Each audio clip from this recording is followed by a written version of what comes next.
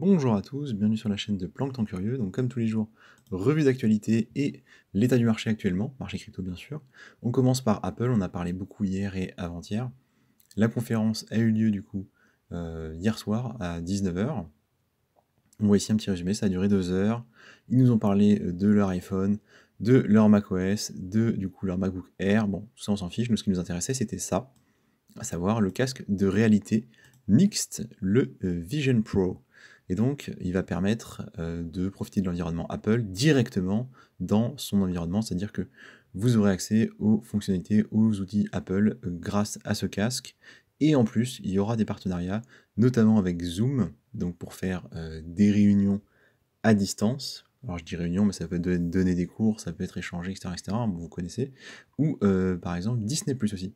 Donc on peut s'attendre à de potentielles applications qui vont faire des partenariats comme ça. Alors ce qui n'est pas dit ici dans cet article, c'est que le casque sera disponible en Amérique début 2024. Voilà, vous avez une photo du prototype ou du produit fini. Je ne suis pas sûr, mais je pense que ça va être plus ou moins le produit fini, vu que c'est dans 6 mois qu'il va sortir.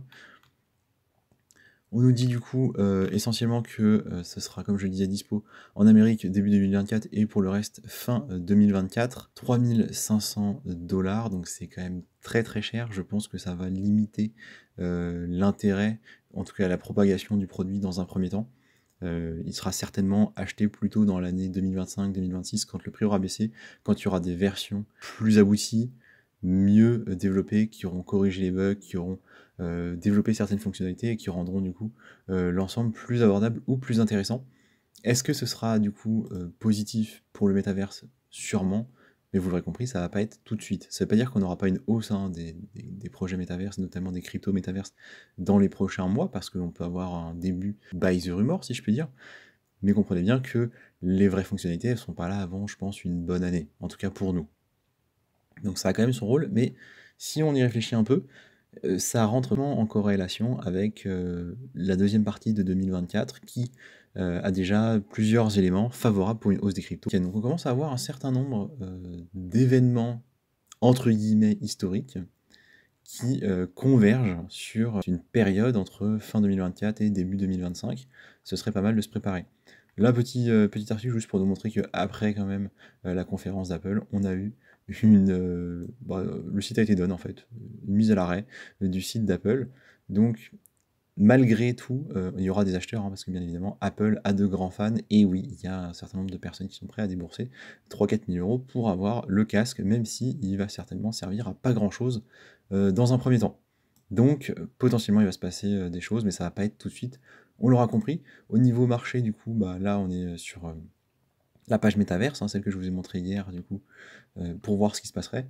Ça dump, hein, on le voit, voilà, vous regardez en 24 heures, c'est rouge absolument partout, mais ce n'est pas forcément lié en fait aux news d'Apple. C'est-à-dire que les news d'Apple n'ont pas aidé dans le sens où rien n'a laissé supposer qu'il y aurait des partenariats avec des acteurs crypto, donc rien du tout avec le fameux SIG-VR, hein, qu'on a étudié il y a 2 jours, et malheureusement, hein, un peu comme attendu du coup, on a bien eu un espèce de buy the rumor pendant 5 jours là, entre à peu près le 31 mai et le 5 juin, et voilà, hein, ça dump, hein. Et vous voyez que ça dump même avant la conférence, parce que on voit que les plus hauts sont atteints ici vers 15 h à peu près, et derrière, en fait, ça a fait que vendre jusqu'à 3 h du matin. Voilà, ça s'est un peu relevé.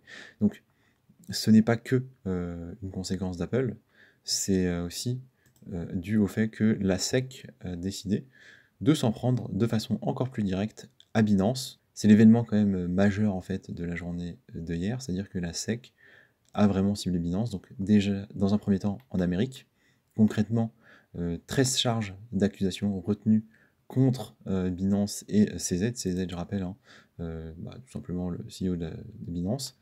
Vous pouvez aller ici sur le site de la SEC, du coup, US Securities and Exchange Commission. Vous pouvez avoir un peu plus de détails.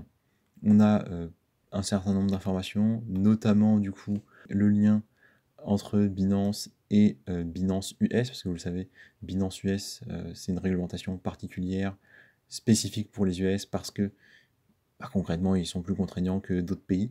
Mais malgré ça, en fait, la SEC n'est pas contente parce qu'il y a eu des échanges de liquidités entre Binance US et le reste de l'entité Binance, que globalement, les cryptos sont considérés par la SEC comme des securities. Donc là, c'est 61 cryptos qui sont ciblés, Il y a la liste un peu plus bas, mais pour celle qu'on connaît le plus, il y a BNB. On ira voir ensemble, ça a beaucoup baissé du coup sur BNB. BUSD aussi, c'est-à-dire que le stablecoin, c'est pareil, c'est traité pareil. Solana, ADA Cardano, Matic, Filecoin, Atom, Sand, Mana, Algorand, Axis et Coty. Vous voyez quand même des projets dans l'ensemble qu'on connaît bien. Écoutez, c'est une opportunité. Matic, on a envie d'en acheter moins cher, c'est très très bien. Filecoin, on a envie d'en acheter moins cher, c'est très très bien. Parce que est-ce que ces projets-là vont s'arrêter parce que la SEC a décidé de poursuivre Binance et de les considérer comme des securities? Mais pas du tout. Par contre, là où c'est bizarre, c'est que hier, on a vu un article où les cryptos devaient être considérés comme des commodities. Donc là, on a vraiment des informations différentes, des informations opposées, c'est très très curieux. Tant pis, hein, j'ai envie de dire, si ça fait baisser le marché, moi j'achèterai, hein, je pense. C'est pas ça qui va en fait casser le marché, c'est pas ça qui va l'empêcher de repartir, en tout cas pas à mon avis. Donc ça reste des opportunités à mon sens. Donc voilà, essentiellement, ici on a la liste des cryptos, si ça vous intéresse, n'hésitez pas à aller voir. Ce sera des cryptos qui devraient baisser plus que les autres, a priori. Au moins maintenant, voire dans les prochains jours, c'est pour ça que j'attends un petit peu.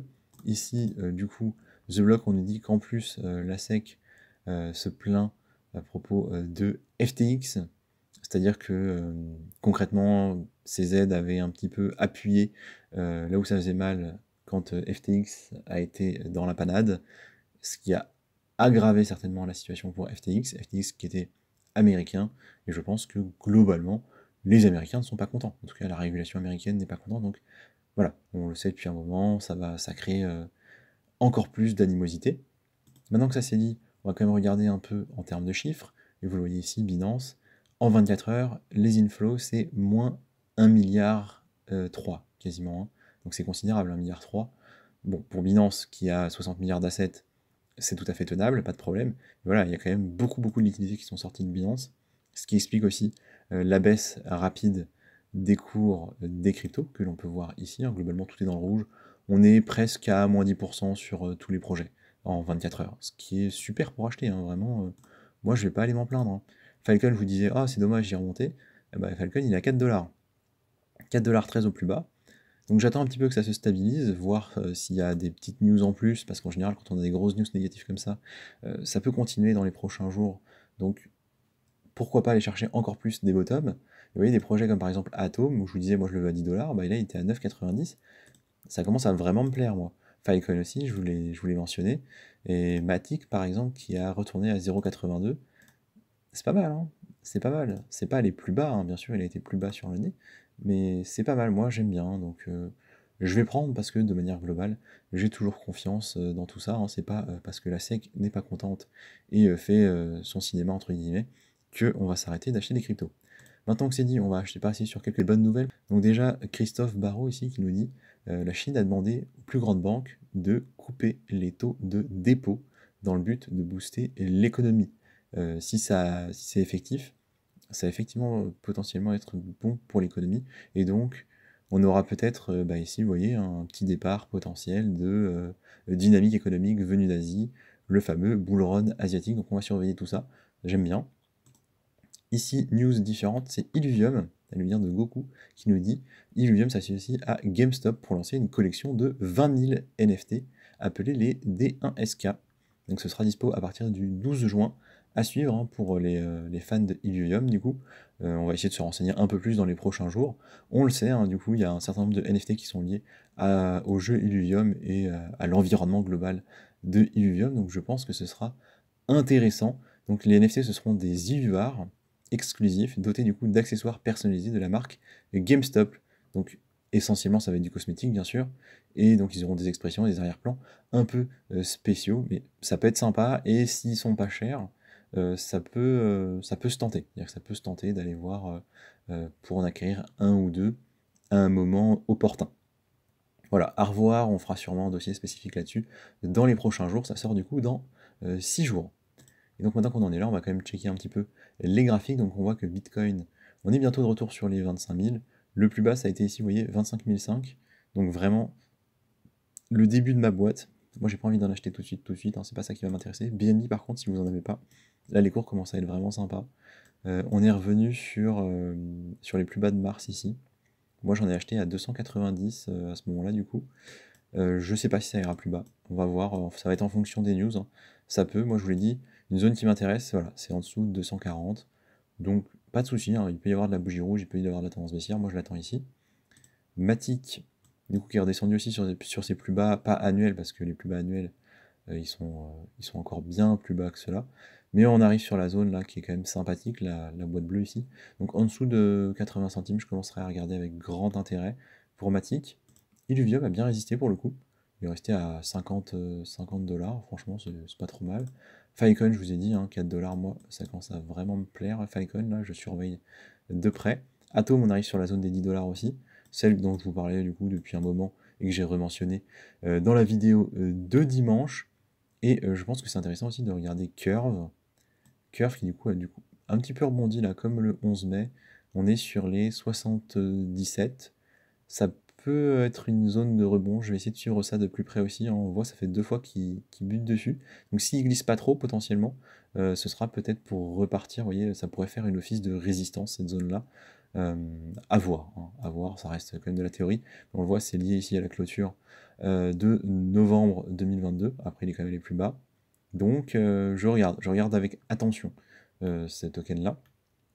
Et le cake, du coup, le cake qui est redescendu. On a bien fait de ne pas acheter suite à la hausse des derniers jours, parce que bah, on est en train de redescendre sur les plus bas, on est à 1,56.